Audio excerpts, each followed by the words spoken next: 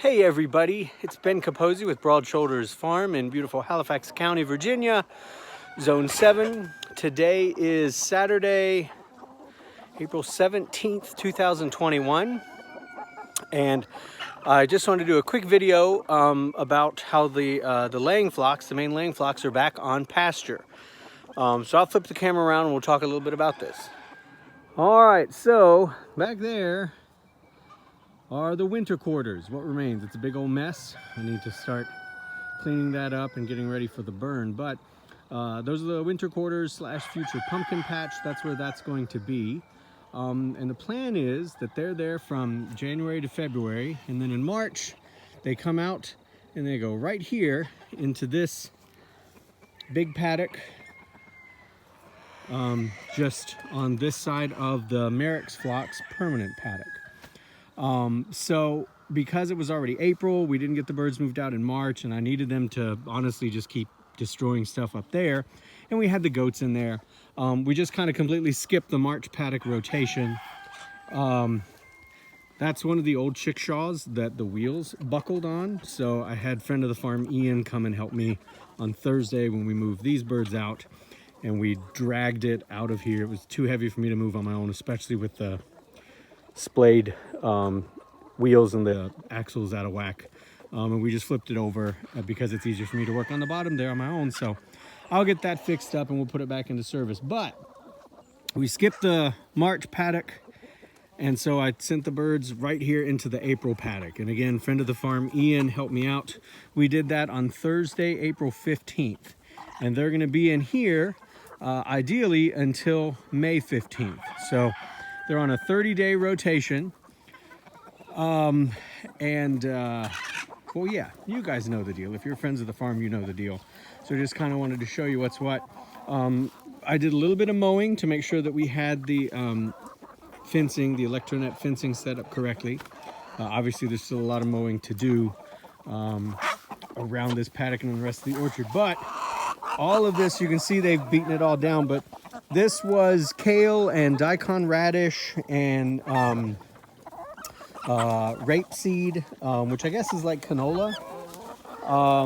And I'm trying to remember what else was in here, but we sowed this last fall, and then again over winter I sowed some, and it just popped and completely covered the ground.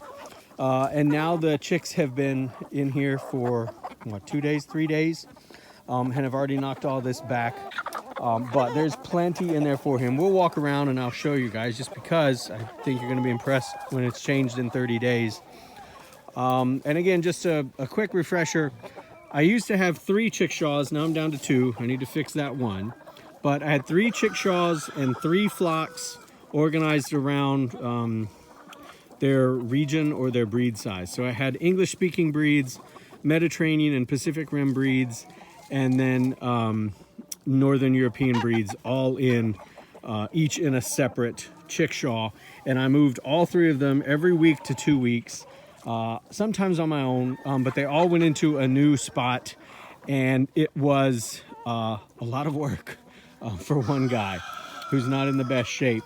And so last fall I just decided to bite the bullet, and I combined all 3 of them, all 3 of the flocks together, into one big paddock. And instead of moving one 144-foot fence, or 160 foot, I think, sorry, and giving them all a 40 by 40 square paddock for a few weeks, I wound up putting all of the groups into one big paddock, and then combining 2 fences to give us basically an 80-foot by 80-foot paddock. So that's 6,400 square feet, well beyond the 1,600 they used to have individually. So yes, there's 3 groups in here, but they've got 6,400 square feet to play around in.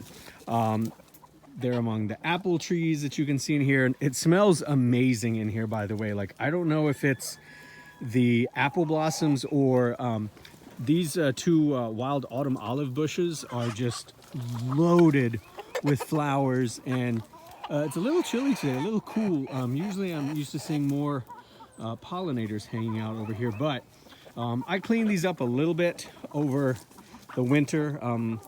It's a little easier to walk under here now. I really need to cut them back quite a bit, and I'll probably do that this fall. after these set all their fruit and the birds enjoy them.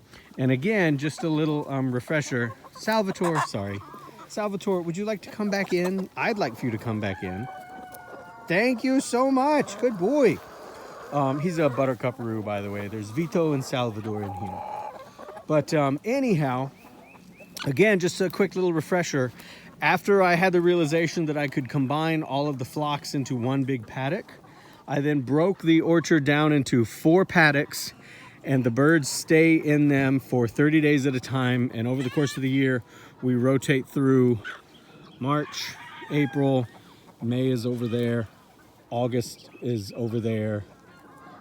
Sorry, yeah, March, April, May, sorry, June is over there. And then back to July, August, September, October, back here to November.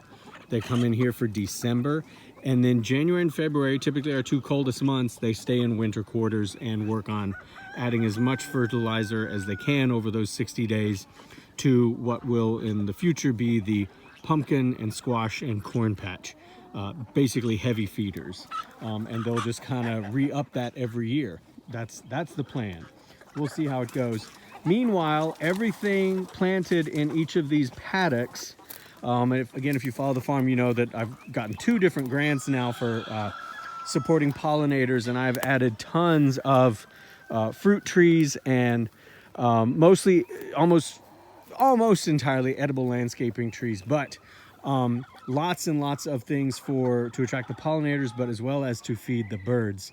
And everything that is in each paddock has a harvest time that occurs during the months that are assigned to them. So it's really a fun project. It's kind of ambitious, but I'm excited to be building it. But anyhow, this is what this paddock looks like now. So it's the 17th. They moved in on the 15th. They've been here 2 days. They have all of this lushness back here to enjoy. I've got the apple trees. The new apple trees are protected with like wire caging and such. Need to grab that bag. I need to tinker with their chickshaws a little bit because they're laying eggs out here. God, that's a gorgeous egg. I can't quite tell if that's a well summer because I'm seeing all these little freckles. It's a little dark for a well summer. I think it's a Moran. Morans. I don't know. What would you guys say that is? At least a 6 or a 7 on the Moran's color scale chart. Nice egg. All right, so the biggest problem, actually, when I move the kids into these paddocks, especially these where the shrubs and trees are already established, this is the one that's most like that, is that at night, a lot of the well-behaved ones go into their chickshaws, no problem. But a lot of the no-good nicks sleep in the trees, which, you know, they're absolutely safe inside the chickshaw. The chickshaws are kind of bulletproof for predators. Plus, they're behind the electronet fencing, and I turn the fencing on at night. So a predator would have to get through the fencing and then get into the chickshaw. The ones that are sleeping out in the trees, you know, they're running more of a risk. And I probably should start collecting them to break them of that habit. But sometimes at the end of the day, I just don't have it in me to fish them all out of the trees. This paddock has Japanese stilt grass in it and wild garlic, and I need to actually know what this is called. My father-in-law calls this, I think he calls this peppermint weed. But every time it rains, I come out here and I sow, yeah, see, there's the Japanese stilt grass coming in, which is not necessarily a bad thing. There's actually a really interesting article called In Defense of Stilt Grass that is worth a read. But pretty much every time it rains, I'm out here with either my cool season or my warm season cover crop mix. So right now we're still in spring. In fact, next week there's going to be 2 nights in the mid to upper 30s, which for us is very unusual, and that's probably going to hurt some farmers. But gosh, look at those flowers. So this time of year, the cool season crop is a mix of daikon radish and clover and rapeseed. and vetch is usually what's in here. And then as the weather gets warmer, I've got a warm season mix, which is cowpeas and amaranth, and I think I've still got daikon in that mix too. But anyhow, you can see that there's plenty for them to work with. There's some vetch that we sowed last year, starting to naturalize and get connected, set up here in the land. You can see the new plantings, the trees. There's what is it? I think it's a Tecumseh persimmon up there, a very late season oriental persimmon. And there's a pear tree. It's an apple tree. It's another apple tree. That pear tree, I planted it before I knew what my vision was for all of this, or I had a different vision, so that's got to be fixed. But you can see the chickens have discovered this hay, which has been out here for several weeks. So as they dig down, there's tons of worms and interesting soil life and biota for them. You can see here where we sowed that rapeseed and the radish. The radish is flowering. I mean, this is just a lush bed of kale for them. So now that they're out here on pasture, it helps me out quite a bit with the feed bill, because my plan is to eventually, if I can, be completely off of purchasing commercial feed. And I'll probably be adding sunflowers out here and some other things. But what I really like about this plan is that they come in, they knock everything down, and then they leave for 90 days, which is really nice. And I'm looking at trying to figure out how maybe to set up some semi-permanent beds in here as well, because once, like I said, the kids leave, they're gone for 90 days. 90 days is a long time in the vegetable growing world. You can grow a lot. And also, that's just, I'm thinking, I guess, of annual vegetables for my family. But I'm also adding lots and lots of perennial vegetables in here too. So it's not just trees and shrubs. I've got like a farmer's kaleidoscope. I think it's Homesteader's perennial kale.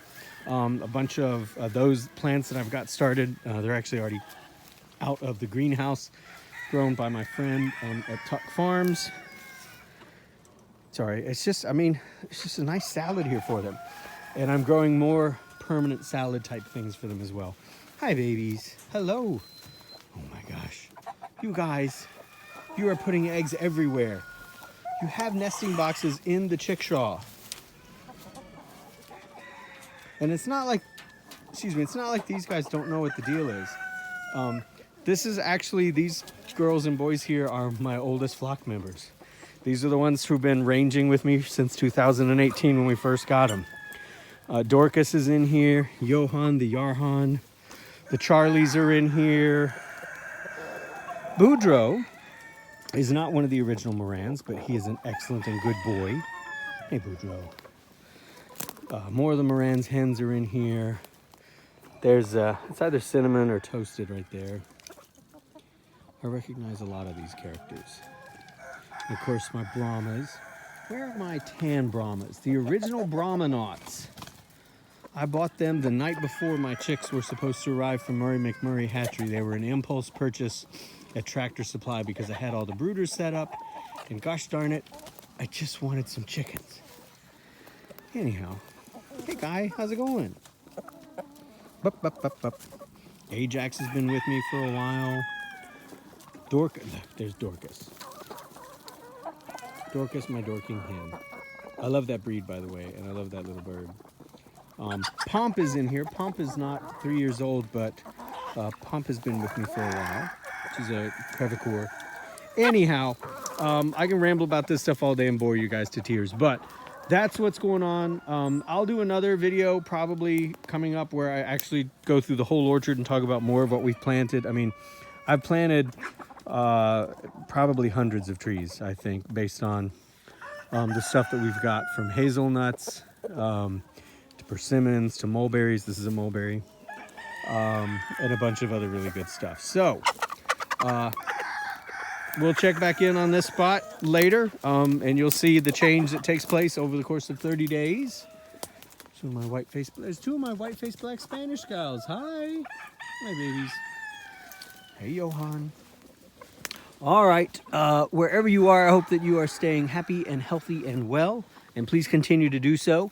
You can follow me and the other farm adventures at Broad Shoulders Farm on Facebook and Instagram. And yeah. Hey, Jax. Oh, the pennies. Hi, pennies.